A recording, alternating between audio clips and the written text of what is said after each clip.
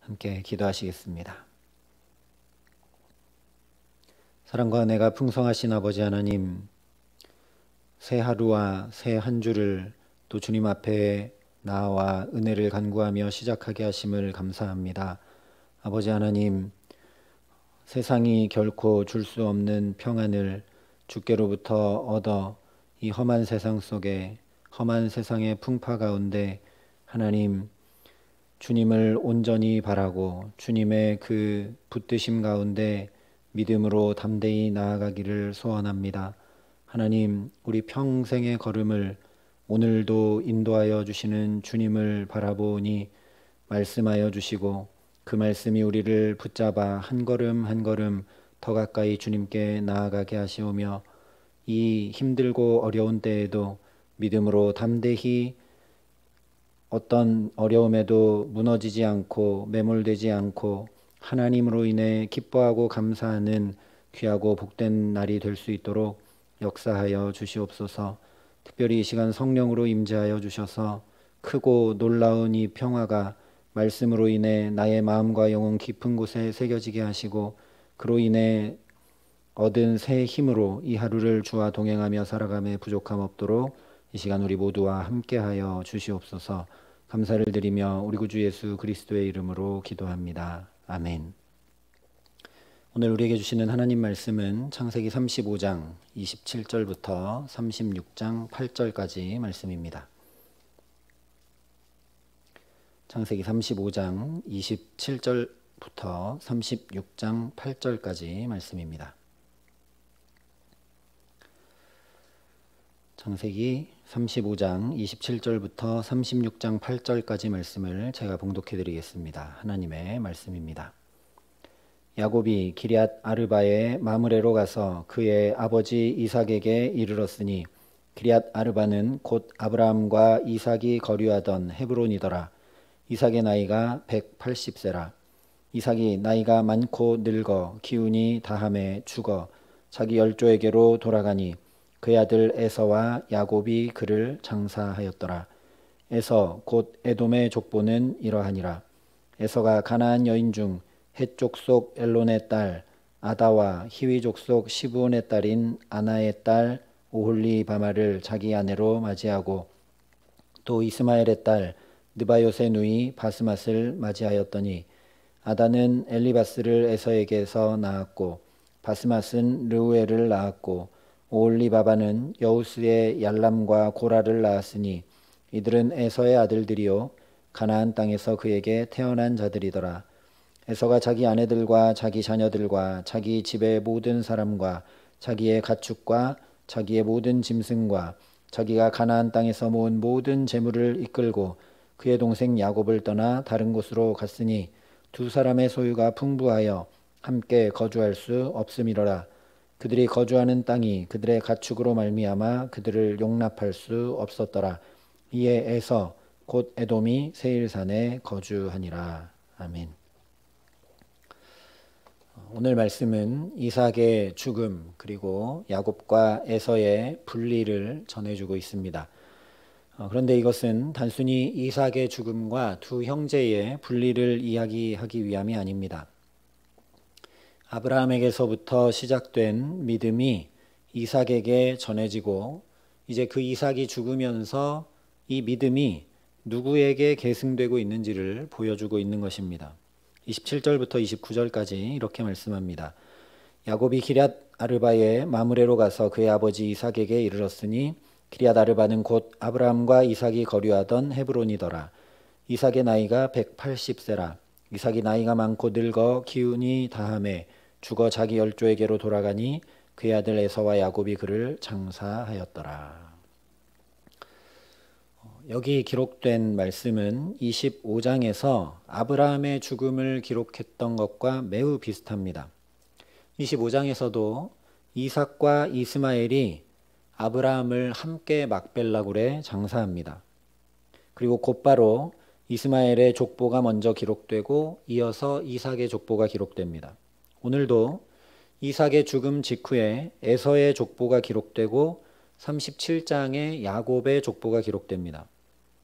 이렇게 똑같은 형식을 따라 기록하여서 에서는 곧 이스마엘과 같은 길을 걷게 될 것이고 야곱은 이삭과 같은 믿음의 계보를 이어갈 것임을 보여주고 있는 것입니다.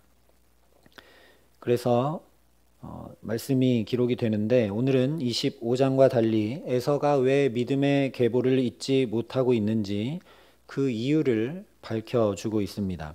36장 1절과 2절의 말씀입니다. 에서 곧 에돔의 족보는 이러하니라. 에서가 가나안 여인 중 헷 족속 엘론의 딸 아다와 히위 족속 시브온의 딸인 아나의 딸 오홀리바마를 자기 아내로 맞이하고. 이미 26장에서 살펴봤던 것처럼 에서가 가나안 여인들을 아내로 맞이한 것은 이삭과 리브가의 마음에 근심이 되었습니다. 이삭과 리브가는 나이 40이 되기까지 두 쌍둥이 아들을 결혼시키지 않았습니다. 이유는 믿음을 이어주기 원했기 때문입니다. 그런데 들 사람이었던 에서는 믿음을 따라 살려 하기보다 세상을 따라 살아갑니다. 40이 되자 자기 마음대로 배필을 찾아 결혼합니다. 이것을 에서가 믿음의 계보를 잊지 못하는 결정적 이유로 가장 먼저 그래서 말씀하고 있는 것입니다. 에서는 중요한 때 중요한 선택과 결정을 믿음으로 하지 않았습니다. 결정적일 때 자기 방법과 세상 경험대로 자기 뜻대로 자기 욕구와 충동을 따라서 선택하고 결정해 나갑니다. 팥죽을 먹으며 장자권을 팔 때도 40세에 이렇게 결혼할 때도 장자의 축복을 받지 못했을 때 아버지 이삭에게 울며 매달릴 때도 언제나 충동적으로 부모님과 상의조차 없이 자기 마음대로 중요한 일들을 결정하고 행했습니다. 우리도 마찬가지입니다. 다른 것은 몰라도 중요한 때 중요한 선택과 결정을 기도하며 믿음으로 해 나가야 합니다. 그렇지 않으면 아무리 예수를 오래 믿고 열심히 믿어도 인생의 중요한 선택과 결정을 한번 잘못하면 나의 신앙과 상관없이 이 땅에서의 삶은 고달픈 인생길을 걸어갈 수밖에 없기 때문입니다. 하나님이 벌 주셔서가 아닙니다.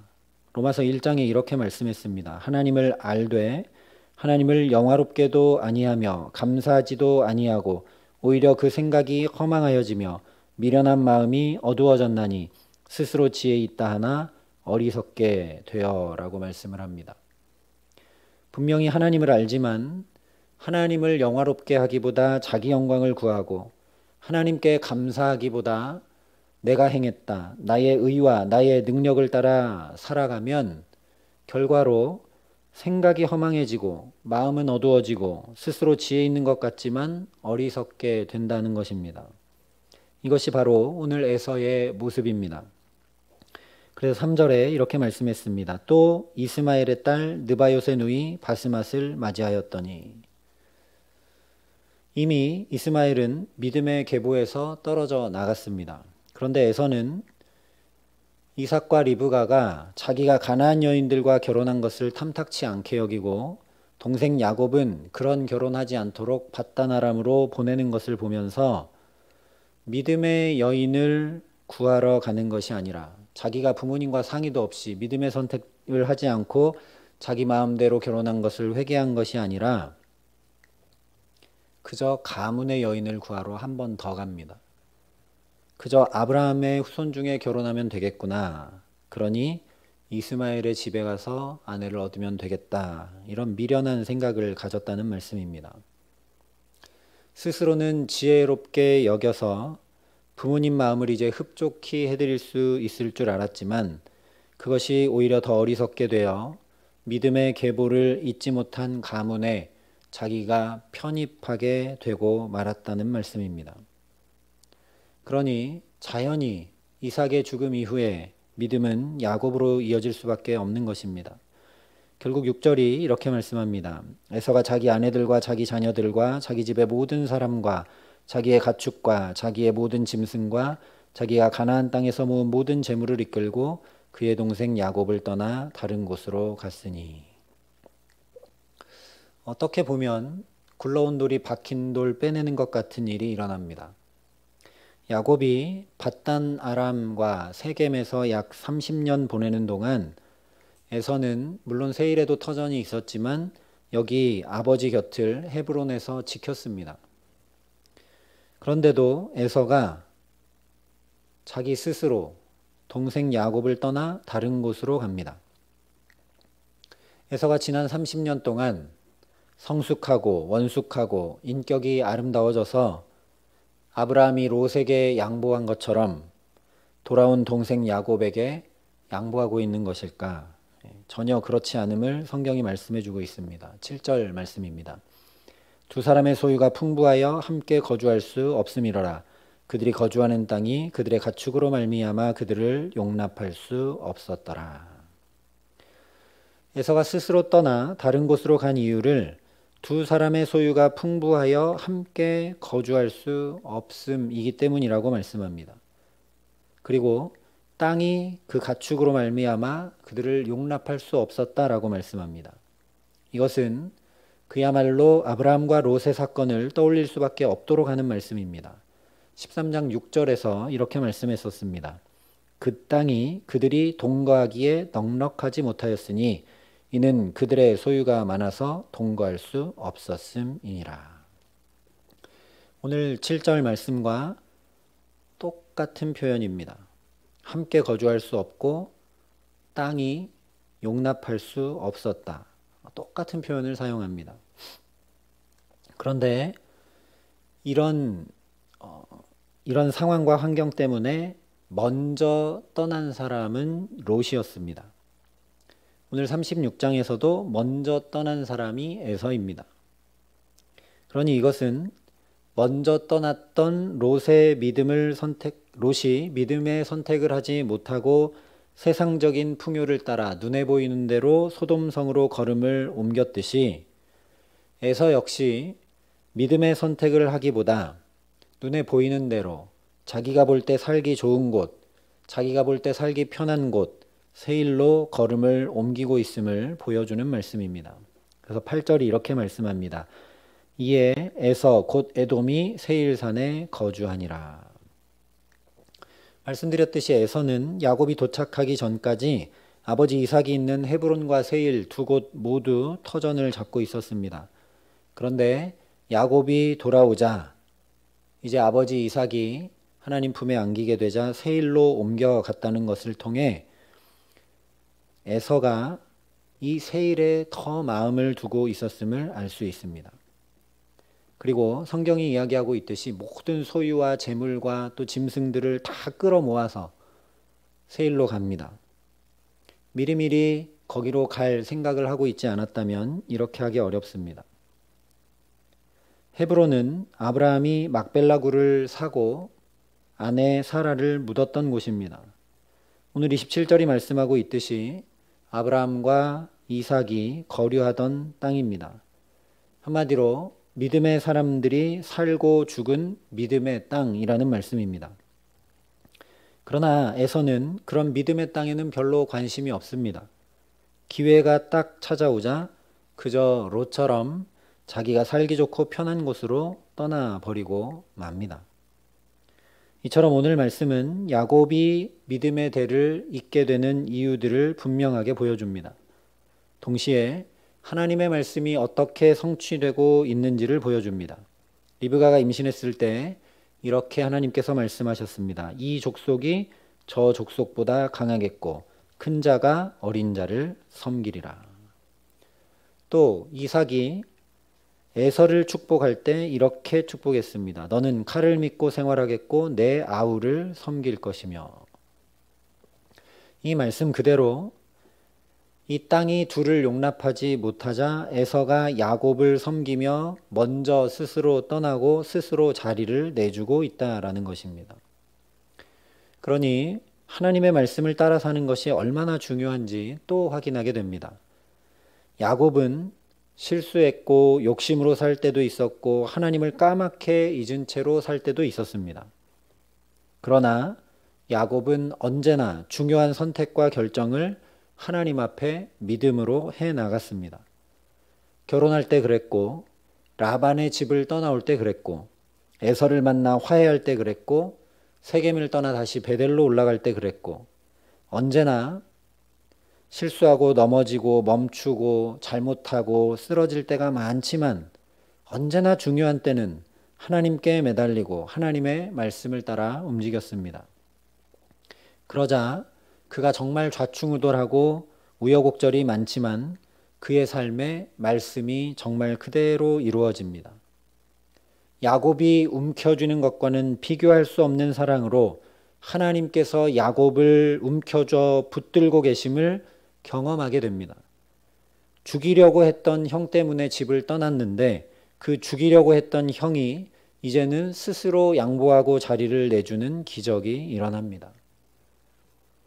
오늘 저와 여러분도 에서처럼 눈에 보이는 대로 마음에 드는 대로 움직이는 것이 아니라 야곱처럼 하나님 가라 하시는 곳, 하나님께서 인도하시는 곳으로 움직이는 복된 걸음 되게 하시기를 소망합니다.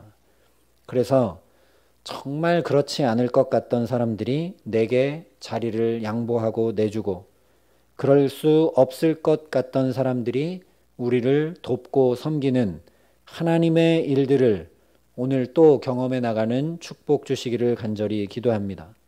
더 나아가 우리가 비록 실수하고 넘어지고 또 주저앉고 하나님 앞에 올곧게 서 있지 못한다 할지라도, 우리의 숱한 부족함과 연약함이 있다고 할지라도 반드시 말씀대로 붙드시며 이루시는 하나님께서 우리와 우리 자녀들과 우리 교회에서 자라나는 다음 세대들이 이 믿음의 계보를 이어나가도록 함께 하시는 귀한 은총 주시기를 우리 구주 예수 그리스도의 이름으로 간절히 축원합니다. 함께 기도하겠습니다. 아버지 하나님, 감사합니다. 야곱처럼 우리도 잘못 선택하고 결정하고 쓰러지고 넘어지고 멈추고 주저앉을 때가 참 많지만 야곱처럼 중요한 때 주님 앞에 나와 간구하고 엎드리게 하심을 감사합니다. 하루를 시작하기 전 중요한 이때 이 하루를 살아갈 은혜를 구하게 하심을 감사합니다. 하나님, 우리는 잘 알지 못한다 할지라도 야곱처럼 우리의 걸음걸음을 인도하여 주시고 붙들어 주셔서 중요한 때 중요한 결정과 선택들을 믿음을 따라 선택하고 결정해 나갈 수 있는 은혜를 더딥혀 주시옵소서. 그래서 하나님의 인도하심 가운데 있게 하여 주시옵시고, 정말 야곱이 오늘 그랬던 것처럼 우리를 대적하는 사람들이 오히려 우리를 돕고 우리를 위해 자리를 양보하고 내주며 우리를 섬기는 그런 놀라운 하나님의 역사를 경험하는 오늘의 삶이 될 수 있도록 주님 우리를 붙들어 주시옵소서. 그래서 우리 가운데도 하나님의 말씀이 오늘도 이루어져 감을 분명히 보게 하시고, 그러니 우리가 우리 눈에 보이는 대로 선택하고 결정하는 것이 아니라 주의 말씀을 붙들고 담대히 나아갈 수 있도록 성령으로 붙드시고 함께하여 주시옵소서. 야곱에게 그러하셨듯이 오늘도 하나님 우리를 온전히 붙들어 주셔서 우리와 우리의 자녀들이 또 믿음의 다음 세대들이 이 귀한 믿음을, 이 믿음의 계보를 잘 아름답게 이어나가는 데 부족함이 없도록 오늘 우리와 우리의 자녀들의 모든 삶을 주께서 지키시고 함께하여 주시옵소서.